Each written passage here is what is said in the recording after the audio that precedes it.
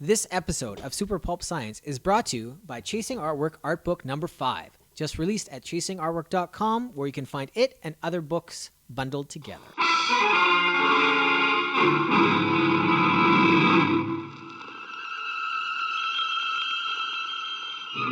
Attention, citizens! It's time for Super Pulp Science. This is Super Pulp Science, where we talk about how genre gets made. This is a special double dip episode in conjunction with Writing the Wrong Way, a podcast. If you're not listening to, you should listen to it. My guest today is Dr. Jonathan Ball, my writing companion on many projects, from film to graphic novel to evil poetry to publishing. Gosh, so many things. And our producer, mediocre, Lenin Rodchenko. I like that that's catching on. I don't know. I feel bad every time I say it out loud. We always Producer need to make mediocre. sure Dan knows how important he is to us and missed. Yeah, we miss you, Dan. Where is Dan, by the way? Because let's just get into this for a second. On Writing the Wrong Way, we've been doing a series where we talk to Dan about Meat House.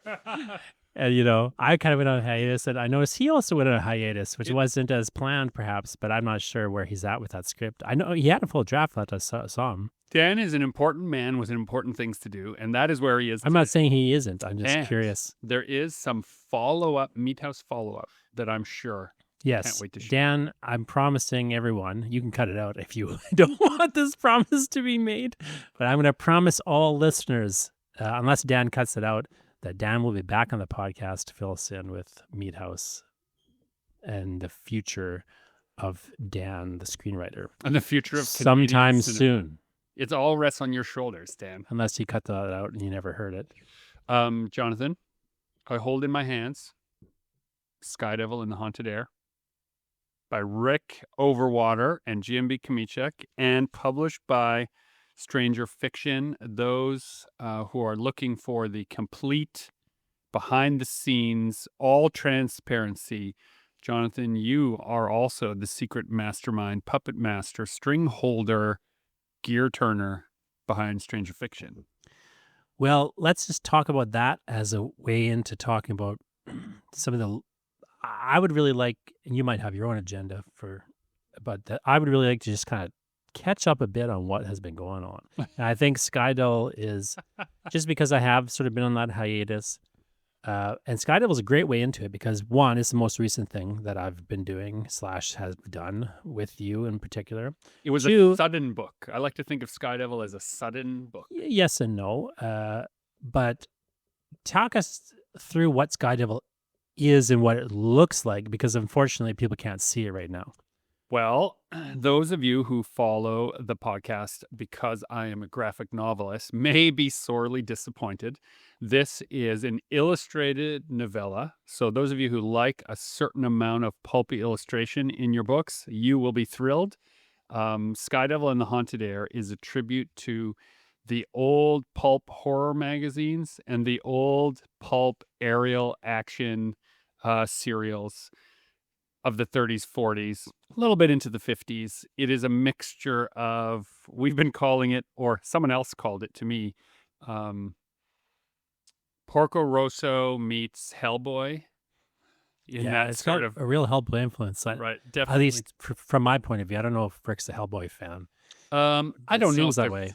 If there's anyone in modern comics who isn't a Hellboy fan, I would probably find myself in a position where I would see it hard to trust them. But Skydevil is, again, a sort of air ace, as you put it, but a very much, a somewhat supernatural one, and fighting Lovecraftian horrors. So there's a whole kind of mishmash of pulp genres there. Yeah, in and of itself, Sky Devil, the character, is tangentially connected to my Midnight City graphic novel series and a number of other projects I have related to that. He is a character who, after a war in Antarctica, suffered some, shall we say, medical setbacks when exposed to the guts of a Martian tripod's oozing insides, which caused him to mutate into a person with thick skin and incredible endurance. As long as he continues to suck down these poison cigarettes that don't poison him, they make him stronger.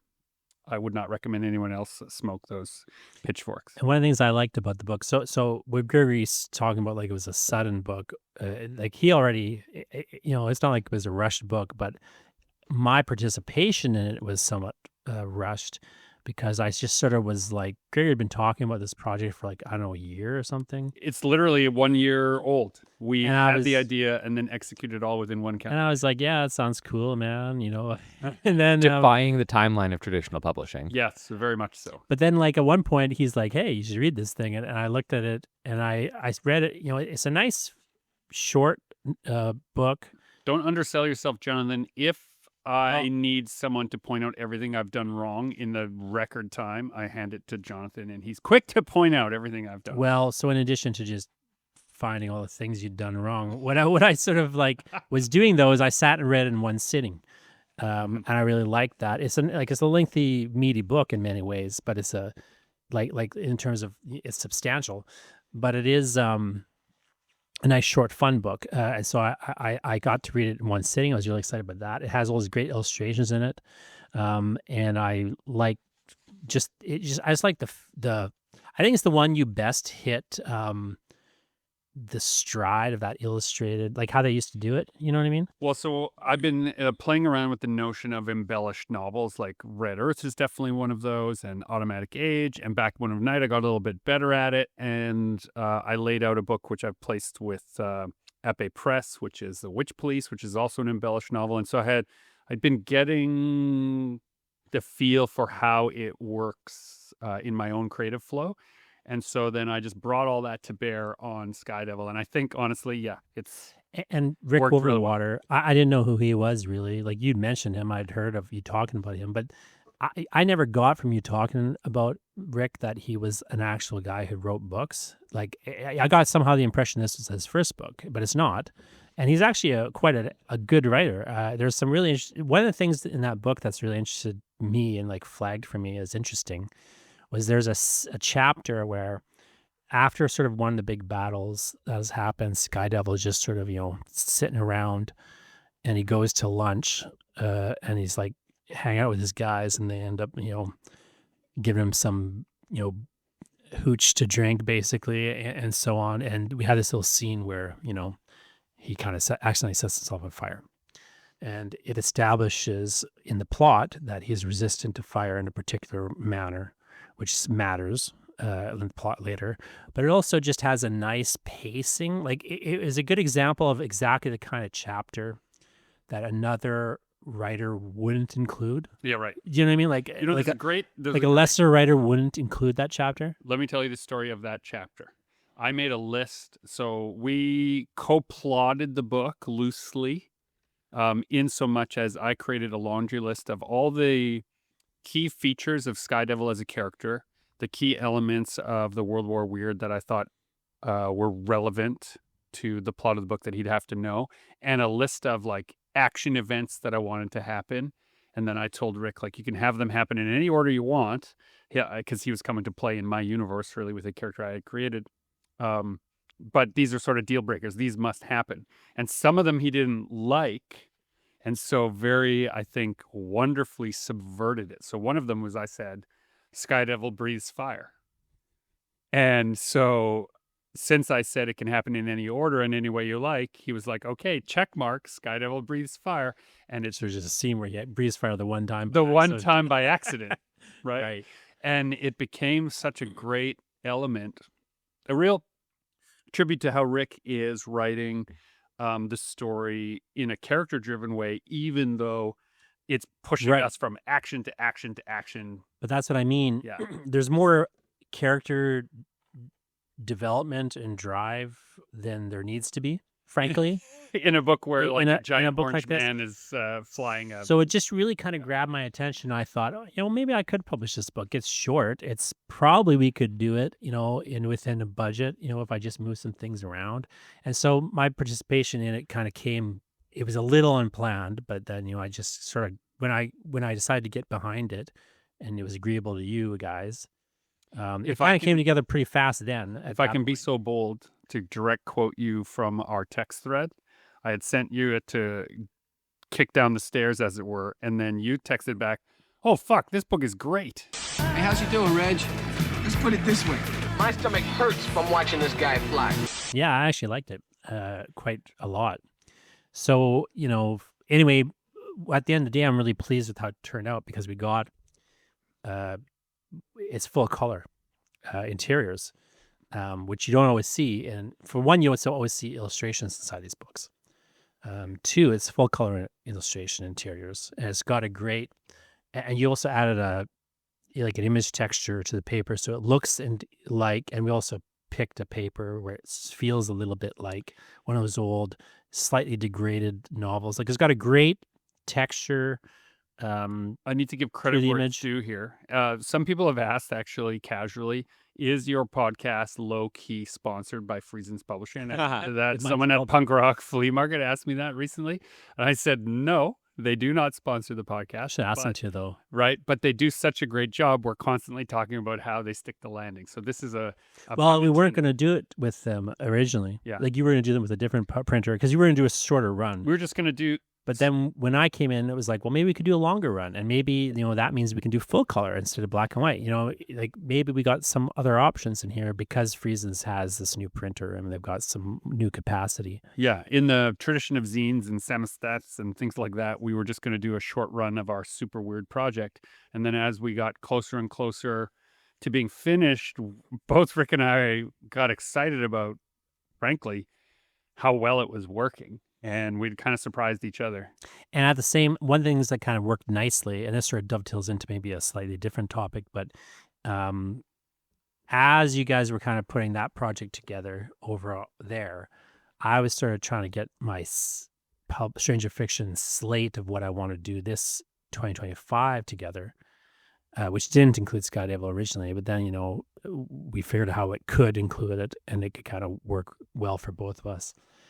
And so it is, unofficially out. It will officially be out later, but we do have them here. If you're you might have seen it already and picked one up at the cons if you are. Specifically at the Punk Rock Flea Market. Yeah. Or like by the time you hear this, maybe you've grabbed one at the Calgary Comic-Con Expo or something from us. But, officially it'll be kind of launching a little bit later to the wider realm, To the broader world. as the other sort of books in the my Stranger Fiction 2025 lineup come out, and people can, listening to this, whatever world you're in, can go to kickstrange.com and either sign up. What can they actually do at that now? You can sign up for the pre-launch page. So basically what that means is we're going to be launching the 2025 Stranger Fiction lineup of books on Kickstarter later this year. And we currently have a pre-launch page that's already up and running. And what you do is you sign up with your Kickstarter account on the pre-launch page. And when that pre-launch goes live, when we actually start kickstarting for the books, you'll be notified in your email and you'll have early access, or not early access, but you'll be the soonest to know when that campaign is live. And additionally, the URL I'm saying, kickstrange.com, and that's what it does right now. It takes you to the place where you can sign up to be notified. But what it will do later is take you to what, Lennon? It's going to take you to a tier of the Kickstarter campaign that is not public facing, that will have, we like to call it a special reward tier.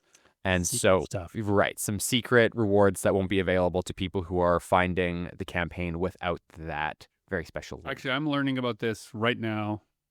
Yes, so For we the don't need first to go into the great details here, but the point is, Hold on. I want to touch base on this notion. I love this notion that a bit of promotional nonsense, like, hey, sign up for this thing, and that the QR code is like a magic sigil already. Right. And that sigil will take you somewhere different depending on the calendar month. Right, Yeah. depending on whether or not the campaign is live. So if you go to it right now, Kinda neat. because it's going to be limited, right? So, but anyways, the point is, kickstrange.com. kickstrange.com. All right. Listen. You will learn more. Okay, the Kickstrange.com. the overt commercial of this middle section. I've But been Skydevil's co-op- one of the books you'll be able to get through that Kickstarter if you don't already have it. If you do already have it, have other options. Kickstrange.com. Oh my god, I hate you both right now. All right, so let's talk. People are already buying Skydevil. They like it. It's a hit so far in my world. It's I love not the even- I love the anti-smoking ad that's in it. I was just flipping through it. It's so good. so It's got so many great touches in it. You got this great ads, those great that cool creature in the sky with the so how- dots. What are how- those dots called again?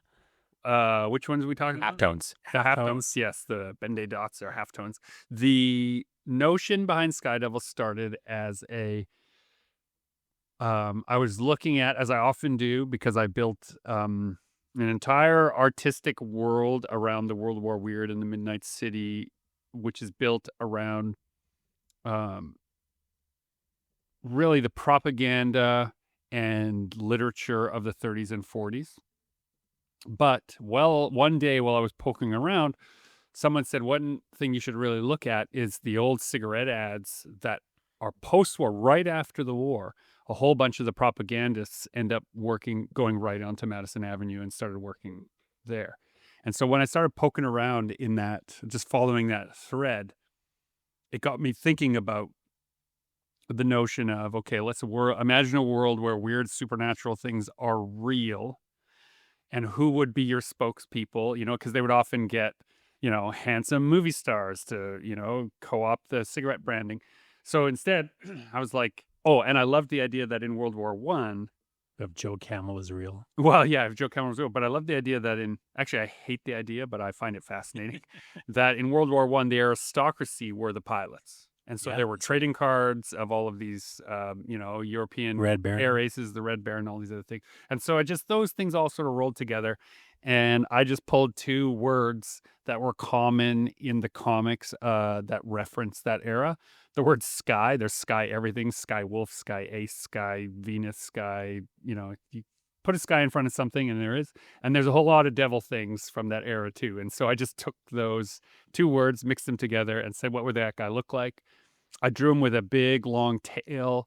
I imagined him breathing fire. I gave him a double-barreled Tommy gun, and I made him the spokesperson of Skydevil cigarettes. So Rick is the one who made him not a devil, not a demon. Well, no, not at Or all. was that your discussions evolved in that So- direction? So this was another surprise because I've got him with this long devil tail in the illustration, and then I'm reading along, and one of the opening scenes of the book is him looking at this ad that I've drawn, right, from the original, like basically the source code image. The character is metatextually looking at it and saying to himself, "Oh my gosh, they drew me with that tail again. They've got to stop that. I don't have a tail." Actually, it's funny because you have a tail at the back that's coming out, and Blake picked this book off the desk the other day and was like, "Is this guy's got a devil tail?" I'm like, "No, not really." I go, "He's just drawn that way sometimes." He was so confused. So I love this this subversion of the art inspiring the words, and then the words now, I've done a number of other Skydevil related illustrations as a result of working on this book, and he's sort of evolved as a character that exists in the way he's presented by a fictional ad agency inside the fictional world, and also his reality is fictional inside the fictional world that contains this. So that And then you've little- got those candy cigarettes too. Well, do you have any of those left, or they're gone? I've got plenty around. Yeah, we have so many. I've been packing them up. So what we did, dear listener, is... They may be gone by the time you hear this. Yes, they might be gone by the time you hear this, but Lyndon helped me track down a wholesaler for Popeye candy sticks, formerly of my youth Popeye candy cigarettes, and we bought a few cases of them and have re-stickered them to be pitchforks, the Skydevil branded cigarettes from the book. So if you see us in Calgary and you pick up a copy of the book while supplies last, you'll also be given a pack of smokes, which may or may not give you superpowers. We carefully wrapped the packaging so that you can still read the ingredients and the manufacturing, so that while we are hiding the fact that they're Popeye cigarettes, we are not hiding the fact that where they were manufactured or what's in them. As someone who's conscious of allergies, I felt this was important. So Unlike careful. what Joe Camel used to do. That's right. Hide the fact of what's in it. Yeah. How's that? Thought you was a pilot, not an astronaut. I guess you're right. Now, I recently picked up a set of old radio dramas, which I've been delightfully listening to, but I cannot believe They're so good, eh? how many cigarette ads are promising how much healthier you will be if you're smoking their cigarettes. Yeah. These ones are laced with cocaine. They're great. Hey, they're toasted. Exactly. That's right. They're toasted. I forgot they used to say that. Yeah, there's so much of that stuff. So anyway, it's from an era where the book is sort of set in this kind of weird place where if supernatural evil was real, you'd have to kind of play it straight, but it wouldn't be enough to play it. So the fact that he's a mutated man who's bulletproof is still not enough to sell the cigarettes. They have to draw him with a tail, right? Yeah. Well, of course, you got to make money on it no matter what's going on. You got to make money on it. Yeah. Supernatural, evil. Sure. Let's slap a sticker on that, you know. So we have been brainstorming feverishly what the follow-up to Skydevil and Haunted Air will be. We've announced one of the titles of the next book. It's already printed in the back of Skydevil and the Haunted Air. But the notion here is it was lots of fun. It was the kind of meaningful struggle you want as an artist to try and get something made for the right reasons with the right people for the right audience. So it has that kind of nice little bit. And then on the topic of meaningful struggle, the next sort of big thing that I'm doing, which is tied into this Kickstarter, is the Draxus book, which I've been promising for years, which is the next shared world book. So yes, you know, people who have been asking me, there is a shared world book coming out this October, like there has been the last 2 Octobers. So, you know, you'll get it first at the Winnipeg Comic Con, and that's my book in the shared world, Draxus. So if you've seen the shared world book, you'll have read 2 of the stories. Maybe it'll be, you know, continuing that. I think arguably the most evil of all the shared world stories. That's the goal. That's my explicit goal. When you were giving me cover notes, you said, just make sure it's more evil than the rest. Yeah. I like the cover a lot. So you can see the cover at that kickstrange.com that Gregory's drafted up there. It's got some cool evilness to it. No, we may not be big, but we're small. Is kind of why you made this joke about breaking with traditional publishing expectations. Right. And timelines. I have 2 books coming out from traditional publishers. One is Blood Letters with Ariel Gordon, and one is Witch Police Cases. The Black Moon Arrangement will be the title story of that collection. That's with At Bay Press, and they're both traditionally published through proper quote-unquote channels. Forgot about the second one that you said, the Black Moon Arrangement? Black Moon Arrangement. When is that scheduled? So 2029? No, actually. 2035. Listen, Matt at Matt Bay Press. Don't listen to him. Well, okay. Technically speaking, we're doing 2 Witch Police stories, and we're going to, I don't know if I'm allowed to tell you this. I'm going to just tell you this. This is my book, damn it. The plan right now is to publish the 2 Witch Police cases as a flip book in the same publication. So that's what I thought. So it'll be it's like one book. So 2 novellas in one book with 2 different covers. But Gregory gets to put them side by side at his booth, so they look like 2 different books to the common passerby. But that's what I thought it was. So okay, I thought you changed it or something. That's the plan. So Blood Letters is coming out. That's our sort of war story collection of letters in a very post-apocalypse is the wrong word. It's like, what would you call it? Like an apocalypse that I think I need some genre help, Professor. What do you mean Professor? Why is post-apocalypse? Well, here's what I'm gonna ask you. So you're a doctor of literature, so I need you to help me write the prescription for Blood Letters, which is not suggesting that the world is ending because of this weird war of odd technology. It's not suggesting that the world is worse off as a result. It's just not a place that when you're reading it, you'd probably in the modern era would want to live in.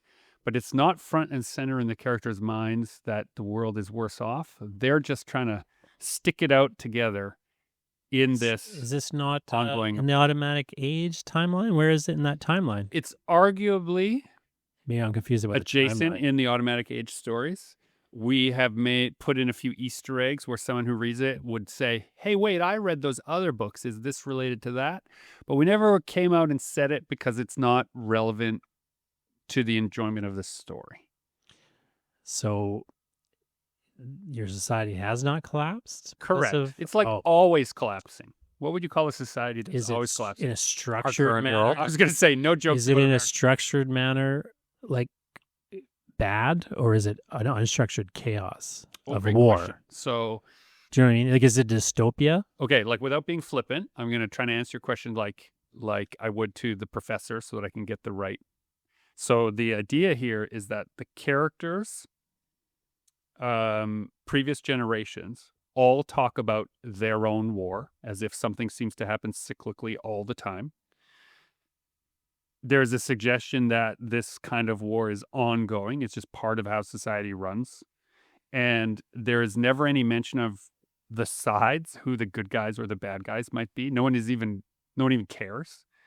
They're just, in our characters' point of view, looking out for each other, the ones that know each other. Sure. So it sounds like a dystopia of novel to me. Is it? Is that all it is? This is the It problem. sounds like some sort of take on that. Like Yeah. I don't know, can't think of a comparable take on that. Right. But it sounds like it would fit in dystopia because you've got basically a bad world, right? But it's a structured one. At what It point benefits somebody to have it in this manner. At what point does the word dystopia lose its relevance in the modern era? Look at what 2025 was imagined to be in the 80s. This is what I'm getting at. Yeah, like, Right. are we there now? Like, what's happening? And there's at one point where depictions of the future were once shining metropolises, and at some point that shifted, and depictions of the future are now desolate hellscapes. That's an American thing primarily, though. It's worth pointing out that has really a lot to do with American literature and the way that American imagination has worked in the last half a century for varied reasons. So I don't want to There are a few bright tie too spots. closely to America. I'm just saying it Unintended. sounds like it fits into the dystopian genre on a certain level. Sure. One little genre that I'm hoping gets a bigger push from creative folks in the next few years is the solar punk movement. The idea, exactly what you're talking about, like What's that? a future where things are brighter. Solar punk? Yeah, it would be So bright that we live on the sun. Yeah, no, it's just the notion that solar energy being readily available, solar punk is like that things didn't go bad, that people started relying on the free available energy of the sun and made a green and verdant world that is in resistance to the notion of industrialization and over-industrialization. I love Shouldn't this that be notion. called solar fantasy? I've never heard of solar No, punk. because it's like steampunk, but the notion behind punk being Because that it's so unlikely that you need to fantasize about it That's for what it punk- to actually. dude, know how that's what punk unlikely is. it is. No, punk's DIY.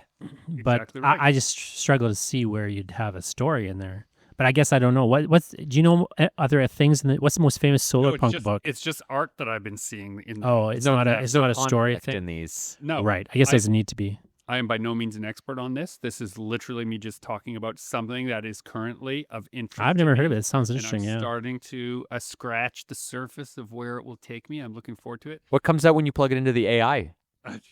Yeah. I don't. If you ask the AI Like what that. solar punk is, What how likely is solar punk? Siri. what makes Every news article. We asked AI what it thinks about this topic. Go ahead. Siri's Gary. she's coming. She's coming for us. Damn it. Just hold together for 2 more seconds.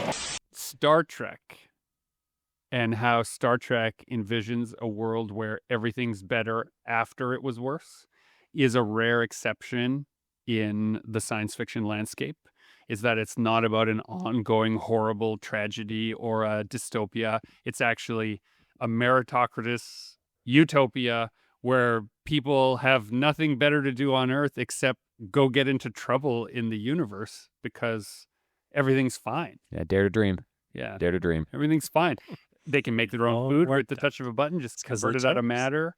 They're all they can all eat meat because it comes out of the matter stream and not out of animals, right? They don't.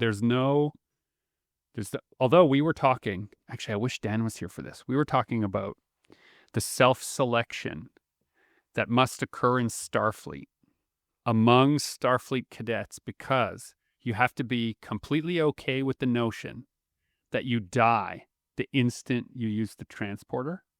And the people who are in Starfleet would be from in the trillions of humans that would be alive in that world, there would only be a very small number that are in Starfleet. And what they all have in common is they don't mind being completely erased from the universe the first time they step into the transporter to be reassembled with local atoms, right? You're basically disintegrated and then reintegrated every time. The meat thing makes me think of the other book, which we can't talk about yet, that we've got coming out. We've got a graphic novel also coming out this year, which people will learn more about. Haven't we mentioned it? We can't mention Definitely have multiple times.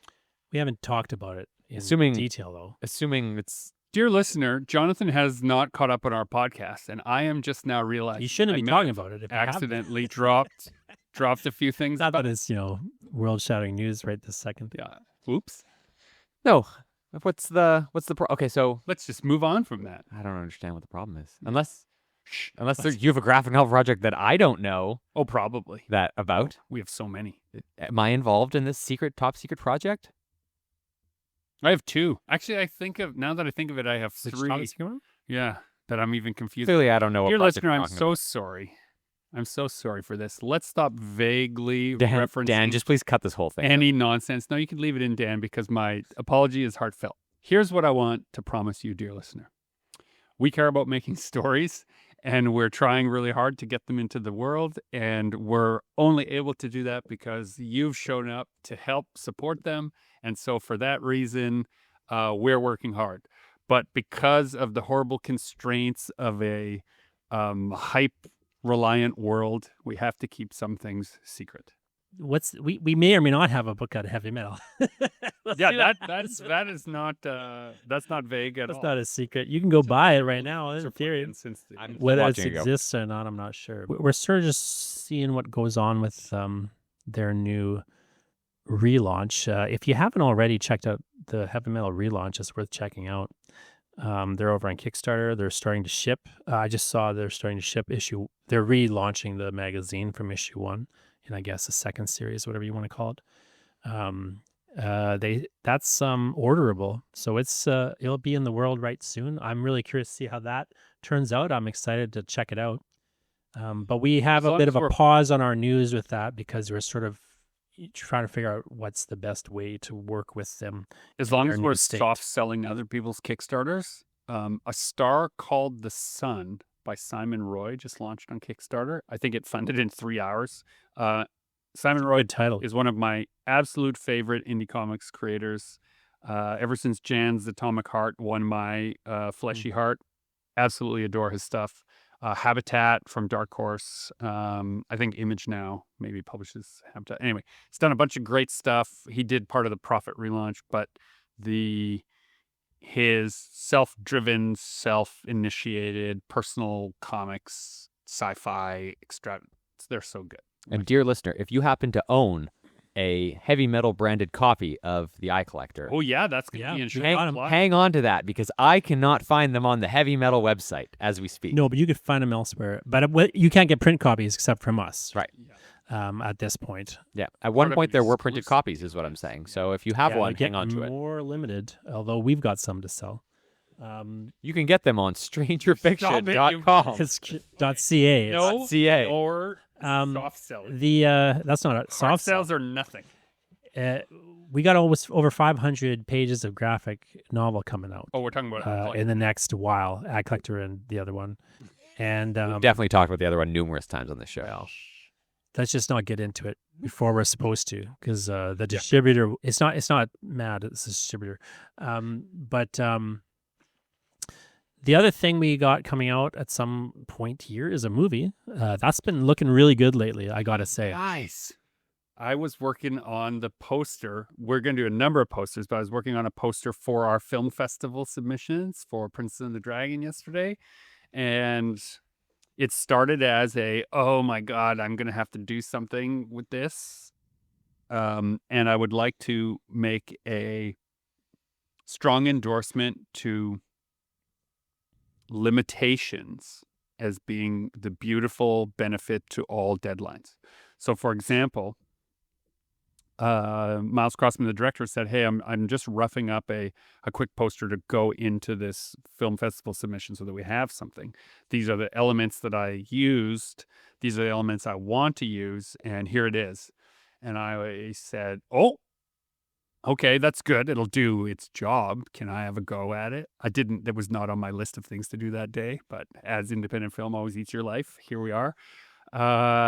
And because I had a short amount of time, and in my mind, I thought of 5 or 6 images I would select to use but those hadn't been outported. They were not available. They were just the ones that had already been selected. So then, working within a really tight constraint, the notion was to build a cover that looked like a movie you would have found at an old VHS store in amongst the independent horror. Very specifically, not to look like a 90s direct-to-video horror movie, which is the original image looked a little bit too much like to me, and to make it look like an 80s direct-to-video horror. Yeah. Which are very different aesthetics if you grew up in that time. Well, this was the big thing when we were working on it, is like we kept talking about, like, I want more 80s and less 90s. Yeah. But yes. And but I'm really liking the last cut we saw that. I really thought it was starting to look like something, like it looks like a movie. It feels like a movie. It looks really good. It sounds good. For the most part, they're not done the sound, but what was, I was really impressed by that cut. And I'm looking forward to it. People keep asking me, when's it coming out? If you're wondering that, I can't tell you the answer to that question. You'll know when I know. The basic plan for most movies is you have to first do a little bit of a festival run and try to show it to distributors. And then based on what distributors say, it helps you figure out where and what's going to happen. It can be purchased straight out of festivals. That's rare these days, but it can happen. And so we're going to give it a shot. There'll be plenty of places where we'll talk about how you can come and see it locally and support it. Winnipeggers. Yeah. And outside of Winnipeg, again, at some point we'll have a screening in Winnipeg, but I don't know when.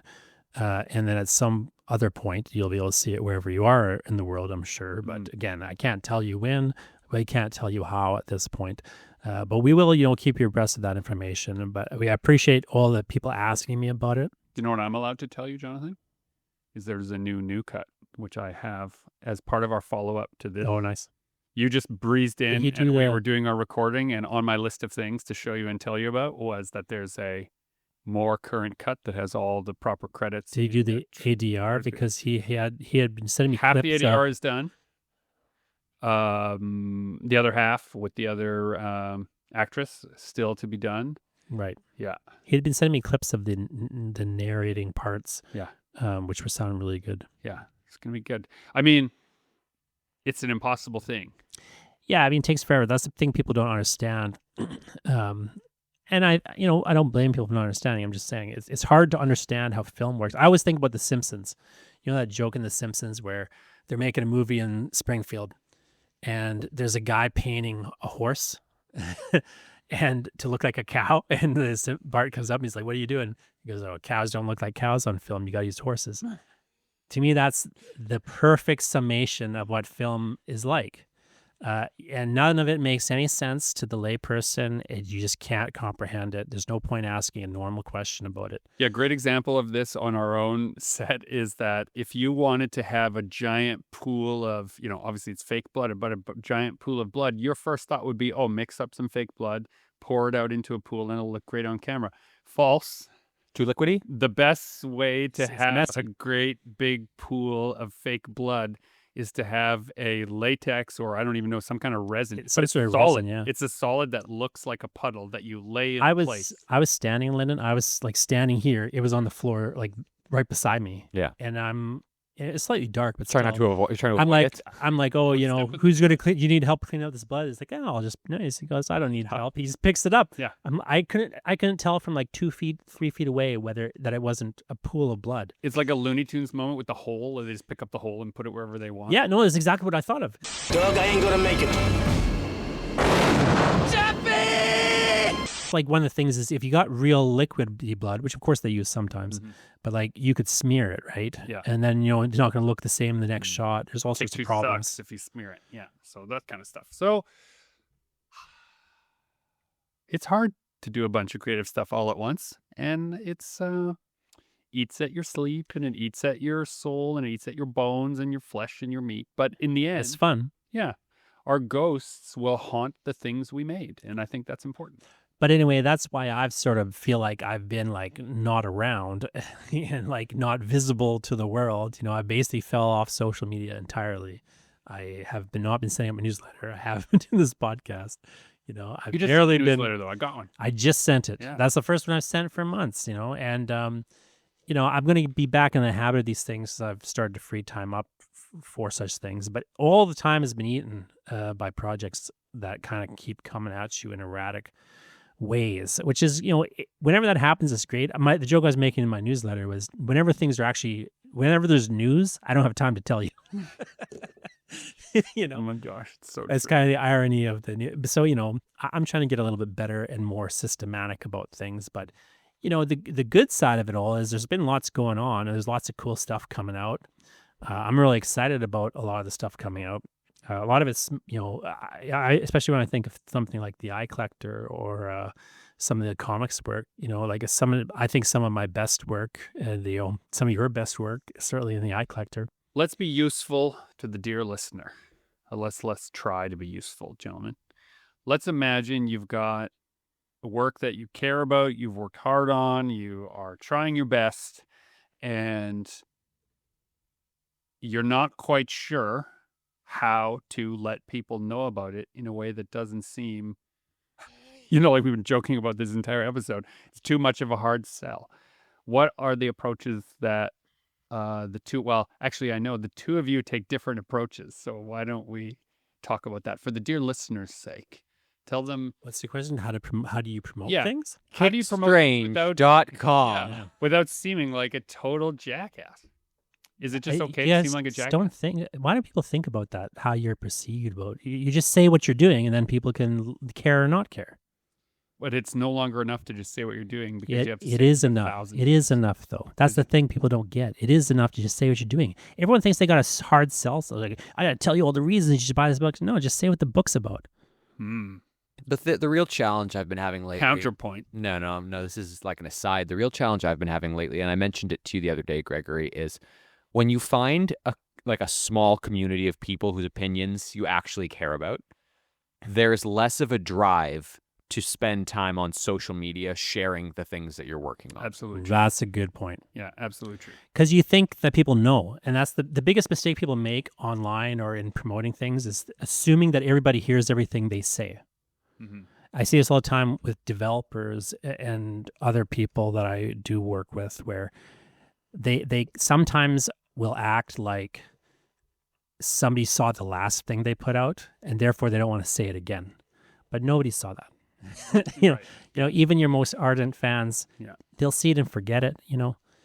So, but if we talk about two different points of view here, one where it's like you want to feel supported by the community, let's call them, for the sake of argument, let's call those people the circle. We have a circle of people, you know, and you only need two people to plot a circle, frankly. But if you have a group of people who you would take advice from, then you should also be able to take criticism from those people. This is why I think of it as a circle. They're going to give you good feedback and encouragement, but they're also going to tell you when you've missed the mark. And that is a really important thing. That's separate. Those are separate people from just people who want to know that a thing exists. But I agree with you, what you're saying, but to bring it back to kind of what he's talking about, it is an interesting spot you sometimes get stuck in where you kind of have a group of people that you kind of care what they think. They are sort of giving you like some, good job on that, whatever validation you need. You're Attaboys. getting the validation you need, and it's not false necessarily, but it's kind of maybe satisfying your desire for that. So it's easy to just forget about talking to the other people in the world. Yeah, this is what I'm getting at, is that if you just share it with your inner group in your circle. circle, then It's easy to think you've shared it. that's right.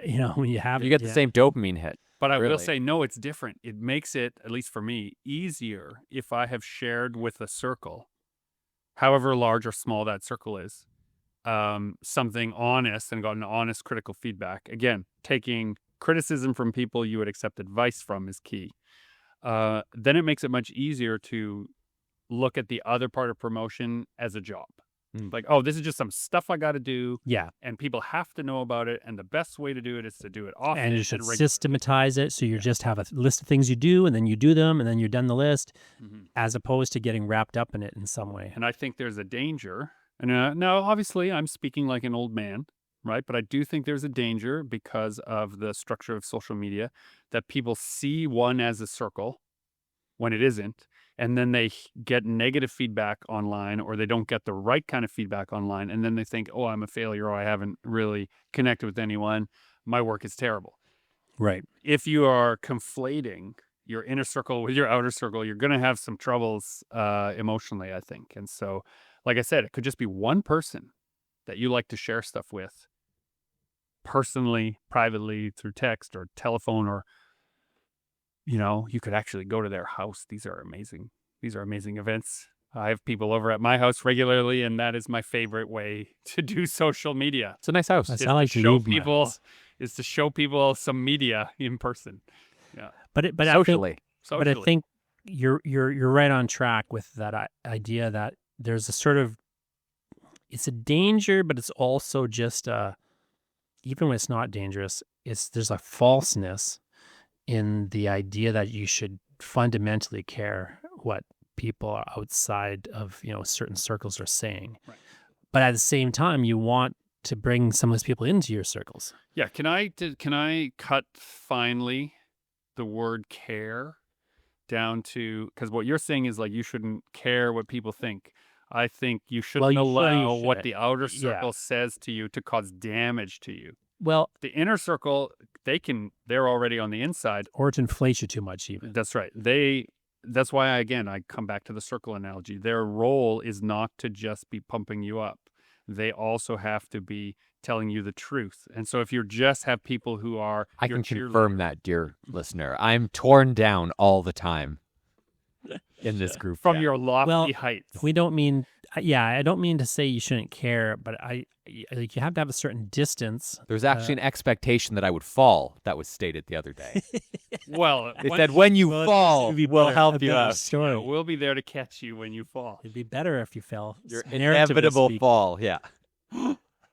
Yeah, if you're hoping to rise, dude, you're gonna have. You're on your own. Yeah. No, what I'm You gotta saying have is, the- if you rise, you will also fall. So perhaps That's just true. stay. What comes on the up ground. must go down. Stay on the ground here with us.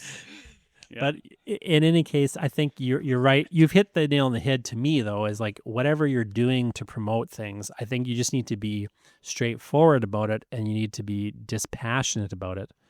Not that say that you shouldn't talk about the things you're passionate about, but just say you just like don't get so invested in it. Just do it, and then do your other things. Right. Yeah. And if you're going to do them anyway, then you don't. But have don't to get so forget much- about it. Like I'll forget about it. I'll think, oh, I'm done this, and I'll just move on with life. And that's the thing to get. That's the dangerous side of it, where it's like you spend all this time on these projects and you don't even tell anyone you're doing them, or you'll forget. I go through my laptop sometimes, and I'll find like things I've done that I could have easily put out. I could do maybe now put it out, but it's like I just forgot I did it. Okay, then. So for the last roundtable thought, does it matter if people know about a thing after the fact?